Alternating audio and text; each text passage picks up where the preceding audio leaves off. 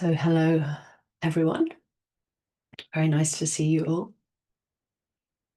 I'm just back from a retreat at Vajraloka. Several of you were there, which was very, very nice. And we were looking at perception in the context of uncontrived mindfulness and exploring the whether or not we are reliable witnesses to our perceptions. And I thought I'd just continue with that theme because it's on my mind a little bit. So really, it's exploring the relationship that we're very familiar with, really, between concepts and direct experience. So perception's part of our way of making sense of our experience. And one of the things it does is that it creates or ascribes sort of meaning, if you like, through words, ideas, concepts. So it takes the bare sense data and creates this world of the things mean something. And it does this through building up its store of data, if you like, right from when we're very, very young, that this means that, right from when we're babies, and this sort of, can't see very well, but this blobby object in front of me who smells nice and has a nice sounding voice is mum. It's really sort of builds up as basically as that, and over time and much repetition, we just get that we can identify experiences really quickly. The floor, the ceiling, the garden, the screen. We know it all just like that. And that's perception doing its job, if you like. But perception is what we can call a secondary reality, because it gets its data from sense experience, which is the primary way that we encounter what's happening through that, what we see, what we hear, what we feel, knowing, that we're thinking. So what we want in receptive mindfulness is to be with that primary reality as much as possible. To be with the sense experience and to be with a more direct experience, closer to reality. So just a bit closer to how things actually are. But because we've had all this sort of training in the world, training, as I say, from babyhood, of in recognizing and conceptualizing, naming, all these things, then it's very dominant, the world of perception and conception, along with thinking, which is, if you like, the expression of perception, very dominant. So the urge to interpret experience from the raw sense data is automatic. It's very, very strong. And we can frame that in terms of ideas about something rather than the something. We're usually with the ideas. We're caught in those thoughts and ideas, which is completely essential to how we live. Very, very useful, but we miss out in a few ways. But I'll just mention a couple.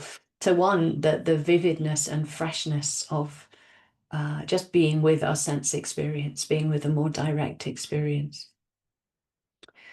And this is what we were exploring on the retreat to some extent. We're thrown off course by our perceptions through misperceiving, through that sort of inaccuracy that's thrown in between the sort of primary reality and that sort of secondary interpretation of what's happening.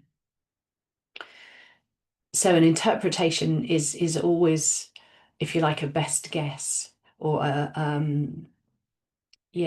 more or less accurate assessment of what's happening, what's heard, what's seen.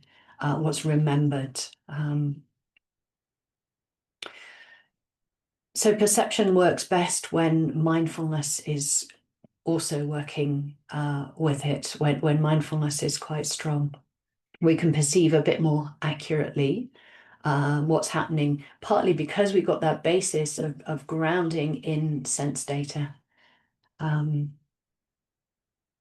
Perception's always working largely with the past, with this sort of historic way of, oh, I've seen that before, or I've heard that before, so it's probably the same thing. And most of the time we're right because perception does its job very well. But mindfulness also it's aware of all that, of those sort of past connections, but it's very much working also with the present moment. So this person in front of you who irritates you in some way, perhaps you're aware that they irritate you because of certain, they remind you of somebody else who upset you in the past, perhaps. But you're also aware of them just as their own person standing in front of you in the moment. Yeah, so how we interpret our experience in meditation matters a lot.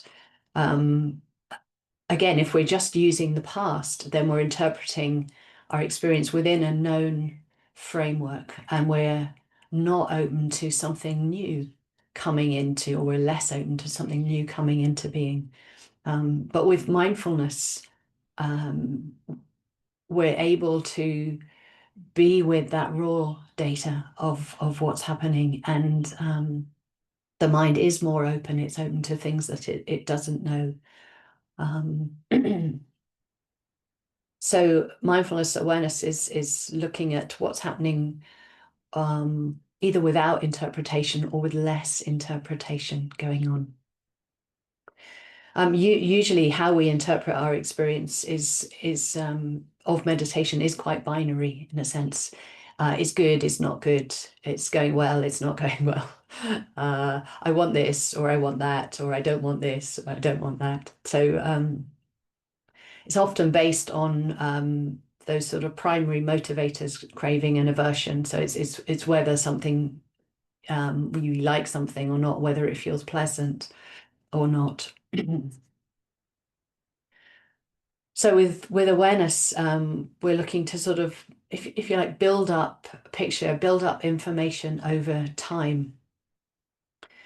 I think in thinking in meditation can feel quite seductive, if you like, because it gives us the promise of more information, of thinking that we know more about an experience or what's happening, and that's pleasing for the mind, particularly. Oh, I get to know. It's quite self-referential, actually. I get to know more about my experience, whereas with awareness, actually, it can feel like I'm I'm I'm sitting here and I'm aware of these things that haven't been ascribed the same degree of meaning to, and therefore they feel less satisfying or less substantial until we get a taste for them.